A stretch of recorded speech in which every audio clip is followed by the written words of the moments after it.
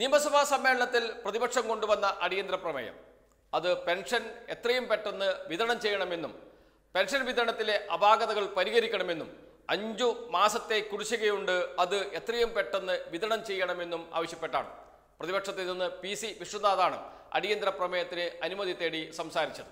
ഏകദേശം 30 മിനിറ്റോളം പി.സി. വിശ്വനാഥ് സംസാരിച്ചു.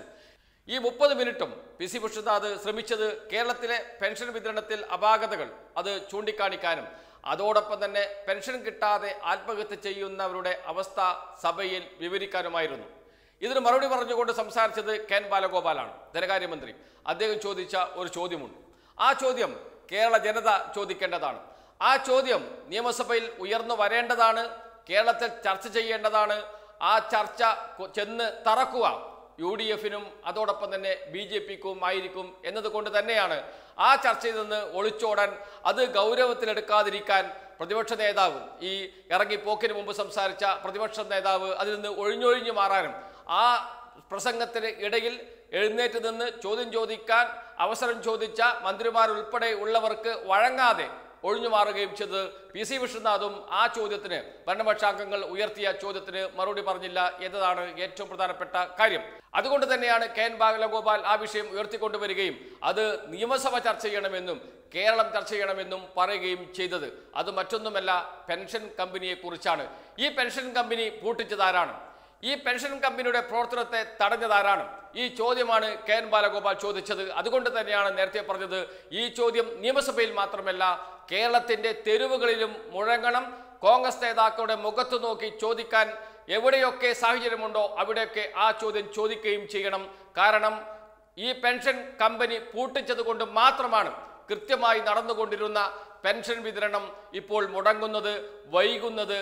അതുകൊണ്ട് പെൻഷൻ മുടങ്ങുന്നതിന് കാരണം ആരാണ് എന്ന ചോദ്യത്തിനുള്ള ഉത്തരം നിയമസഭയിലുണ്ട്, അത് UDF ആണ്.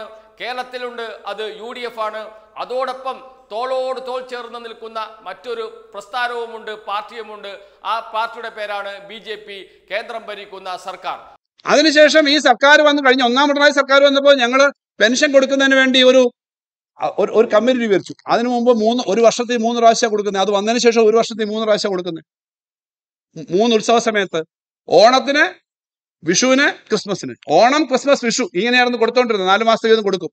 അത് മാസം തോറും കൊടുക്കണമെന്നുള്ള സമീപനം എടുത്ത് നടപ്പിലാക്കി തുടങ്ങിയത് പിണറായി സർക്കാരാണ്. 1-ാം പിണറായി സർക്കാരിന്റെ അവസാന ഘട്ടത്തിലേക്ക് അത് നമ്മൾ നടപ്പിലാക്കി, നമ്മൾ നടപ്പിലാക്കി. അതിനു വേണ്ടിയിട്ട് നമ്മൾ പെൻഷന് വേണ്ടി ഒരു Kerala social security pension company ഉണ്ടാക്കി. എന്നിട്ട് ഈ കാര്യത്തിനകത്ത് ഇങ്ങനെ ഒരു പെൻഷൻ കമ്പനി ഉണ്ടാക്കി. ആ പെൻഷൻ കമ്പനി എന്താ ചെയ്യുന്നത്? സാധാരണഗതിയിൽ നമുക്ക് ഫണ്ടിന്റെ ലിക്വിഡിറ്റി പ്രശ്നമുണ്ട്. നമുക്ക് കേന്ദ്രത്തിൽ നിന്നും മറ്റൊക്കെ കിട്ടാനുള്ള പണം വരുന്നതിന് സമയമെടുക്കും. അപ്പൊ നമ്മൾ ഈ കമ്പനി വെച്ചിട്ട് കമ്പനിയിൽ നിന്ന് ഫണ്ട് മൊബിലൈസ് ചെയ്യും, എന്നിട്ട് പെൻഷൻ കൊടുക്കും, എന്നിട്ട് തിരിച്ച് റീകൂപ്പ് ചെയ്യും. അങ്ങനെ റീകൂപ്പ് ചെയ്ത് കൊടുക്കുന്ന ഒരു രീതിയാണ്. അങ്ങനെ കൊടുക്കുന്നതിന് പലിശ ഉണ്ടാവും, അത് നമ്മൾ കൊടുക്കും. ഇതാണ് പെൻഷൻ കമ്പനിയുടെ. സാർ, 34 കോടി രൂപ നമ്മൾ ഈ പെൻഷൻ കമ്പനി ഇപ്പൊ ഞങ്ങൾ ഈ 2-ാം ഗവൺമെന്റ് ചുമതലയെടുക്കുമ്പോൾ അതിനകത്ത് കടം എടുത്തതുണ്ടായിരുന്നു. മൊത്തത്തിൽ 57 കോടി രൂപ പലപ്പോഴായിട്ട് കടമെടുത്തു. അത് മൊത്തം കൊടുത്തു തീർത്തു. അല്ലാതെ 57,400 രൂപ പണമോട് ഇട്ടേക്കുമല്ല, റോൾ ചെയ്യുന്നതാണ്, റൊട്ടേറ്റ് ചെയ്യുന്നതാണ്. 34 കോടിയായിരുന്നു ഈ ഗവൺമെന്റ്. ഞാൻ ഈ വകുപ്പിന്റെ ചുമതല ഏറ്റെടുക്കുന്ന സമയത്ത് കണക്കാൻ പറഞ്ഞു. ആ 34,000 കോടിയിൽ ഇപ്പൊ 11,000 കോടിയേ ഉള്ളൂ. ബാക്കി മുഴുവൻ കൊടുത്ത് തീർക്കേണ്ടി വന്നു. എടുക്കാൻ പറ്റില്ല ഇനിയിപ്പോ. അവിടെയാണ് അന്നത്തെ പ്രതിപക്ഷം, ഇപ്പോഴത്തെ പ്രതിപക്ഷം ചെയ്തൊരു സഹായം. ഈ പെൻഷൻ കമ്പനി വലിയ അപകടമാണ്, കിഫ്ബി വലിയ അപകടമാണ്. ഇത് ഓഫ് ബഡ്ജറ്റ് ബോറോയിങ് ആണ്. ഇത് വലിയ പരാതിയാണ്, പ്രശ്നമാണ്. സർക്കാരിനെ ആ കടത്തിലേക്ക് എത്തിക്കും എന്നുള്ള വലിയ പ്രവർത്തനം നടത്തിയിട്ട് CAG റിപ്പോർട്ടിൽ ഉൾപ്പെടെ ആ കാര്യങ്ങൾ വന്നതിന്റെ ഭാഗമായിട്ടാണ് നമുക്ക് ഇതിനകത്ത് ഇപ്പൊ പണമെടുക്കാൻ പറ്റാത്ത സ്ഥിതി വന്നത്. കെ. ബാലഗോപാൽ ചോദിച്ചത് പെൻഷൻ കമ്പനി ആരാണ് പൂട്ടിച്ചത് എന്ന്. ഒരാളും ഇതിന് മറുപടി പറഞ്ഞില്ല. കെ. ബാലഗോപാൽ പ്രസംഗിച്ചതിന് ശേഷം സംസാരിച്ച VD സതീശൻ ആ ചോദ്യത്തിൽ നിന്ന് ഒഴിഞ്ഞു മാറുകയാണ് ചെയ്തത്. VD സതീശന്റെ പ്രസംഗത്തിനിടെ ചോദ്യങ്ങൾ ചോദിക്കാൻ മന്ത്രിമാർ ഉൾപ്പെടെയുള്ളവർ എഴുന്നേറ്റിരുന്നു. അപ്പോഴൊന്നും അതിന് വഴങ്ങാൻ അദ്ദേഹം തയ്യാറായില്ല. ഞാൻ വഴങ്ങുന്നില്ല എന്ന് പറഞ്ഞ് ഒഴിഞ്ഞു മാറുകയാണ് ചെയ്തത്. അതും കൂടി നമുക്ക് കേൾക്കാം. ഞാനത് തീർത്തിട്ട് ലെറ്റ് മീ കംപ്ലീറ്റ്. ഞാൻ എന്റെ പോയിന്റ് കംപ്ലീറ്റ് ചെയ്യട്ടെ. ഞാൻ എന്റെ അങ്ങ് തരാറില്ല ഒരിക്കലും. അങ്ങ് സംസാരിക്കുമ്പോ ഞാൻ കൈ ഉയർത്തിയാലും അങ്ങ് വഴങ്ങാറില്ല. അതുകൊണ്ട് ഞാൻ അങ്ങേക്ക് വഴങ്ങുന്നില്ല. അങ്ങ് ഒരാൾക്കും വഴങ്ങാറില്ല, എനിക്ക് പോലും വഴങ്ങാറില്ല. അതുകൊണ്ട് Yes, yes, yes. വളർന്ന ആളുകൾക്ക് ഞാൻ വളർന്നു അങ്ങ് വഴങ്ങാറില്ല. Yes, yes, yes, yes. അതുകൊണ്ട് എന്തുകൊണ്ടാണ് ഈ ചോദ്യം കേരളം ഏറ്റെടുക്കണമെന്ന് പറയുന്നത്? കേരളത്തിൽ കൃത്യമായി പെൻഷൻ വിതരണം ചെയ്യുന്ന മാസത്തിൽ 1600 രൂപ വിതരണം ചെയ്യുന്ന ഒരു സിസ്റ്റം ഉണ്ടാക്കിയെടുത്തിരുന്നു മുൻ സർക്കാർ, അന്നത്തെ ധനകാര്യമന്ത്രിയായിരുന്ന തോമസ് ഐസക്കിന്റെ മേൽനോട്ടത്തിൽ. അതിനു വേണ്ടിയിട്ടാണ് പെൻഷൻ കമ്പനി രൂപീകരിച്ചത്. ആ കമ്പനി കടമെടുക്കുന്നു. എല്ലാ സമയവും സർക്കാരിൻ്റെ കയ്യിൽ പണമുണ്ടാകില്ല. അതുകൊണ്ട് എല്ലാ മാസവും പെൻഷൻ നൽകുന്നതിന് വേണ്ടിയുള്ള കടം കമ്പനി ജനങ്ങളിൽ നിന്ന് എടുക്കുന്നു.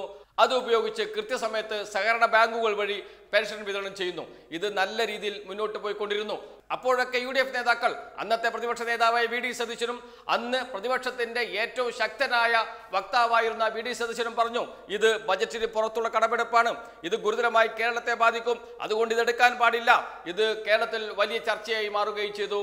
ആ ചർച്ചയ്ക്ക് ചുവട് പിടിച്ചുകൊണ്ട് കേന്ദ്ര BJP സർക്കാർ അത് തടയുന്നതിനു വേണ്ടി ഈ കടമെടുപ്പിനെയും വലിയ ചർച്ചയാക്കി മാറ്റുകയും പത്രങ്ങളിൽ വാർത്ത വരികയും ദേശീയ തലത്തിൽ വാർത്തയാകുകയും ചെയ്തപ്പോൾ കേന്ദ്ര സർക്കാരിന്റെ ശ്രദ്ധയിൽപ്പെടുകയും കേന്ദ്ര സർക്കാർ ഇക്കാര്യം നിരീക്ഷിക്കുകയും എന്താണ് കേരളത്തിൽ നടക്കുന്നത്, കൃത്യമായി പെൻഷൻ വിതരണം ചെയ്യുന്നുണ്ട്, ജനങ്ങൾക്ക് പെൻഷൻ കിട്ടുന്നുണ്ട്, അത് LDF സർക്കാരിന്റെ ജനപ്രീതി വർദ്ധിപ്പിക്കും, അതുകൊണ്ട് അത് തടയണം എന്ന് തീരുമാനമെടുക്കുകയും അങ്ങനെ പെൻഷൻ കമ്പനിയുടെ കടമെടുപ്പിനെ സംസ്ഥാനത്തിന്റെ പൊതു കടമെടുപ്പായി കണക്കാക്കുകയും ചെയ്തു. അതേപോലെ തന്നെ കിഫ്ബി നടപ്പാക്കിയത് വൻ പദ്ധതികളായിരുന്നു.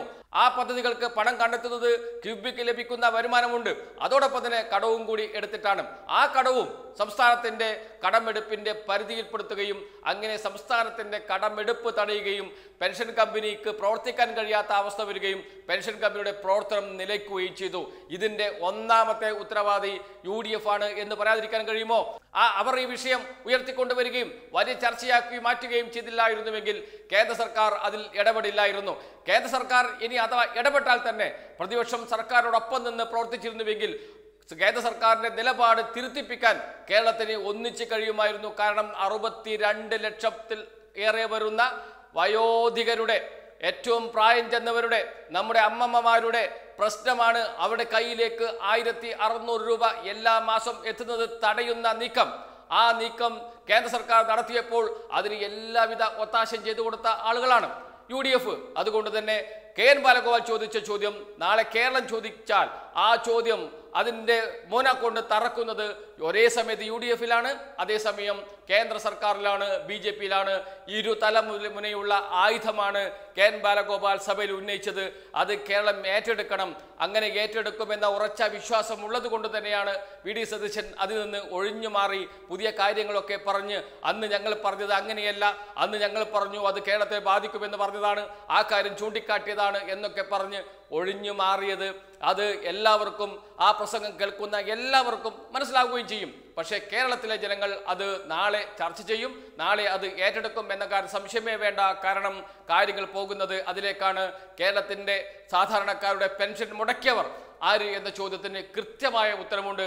അത് 1 UDF ആണ്, 2 BJP ആണ്, കേന്ദ്ര സർക്കാരാണ് എന്ന്.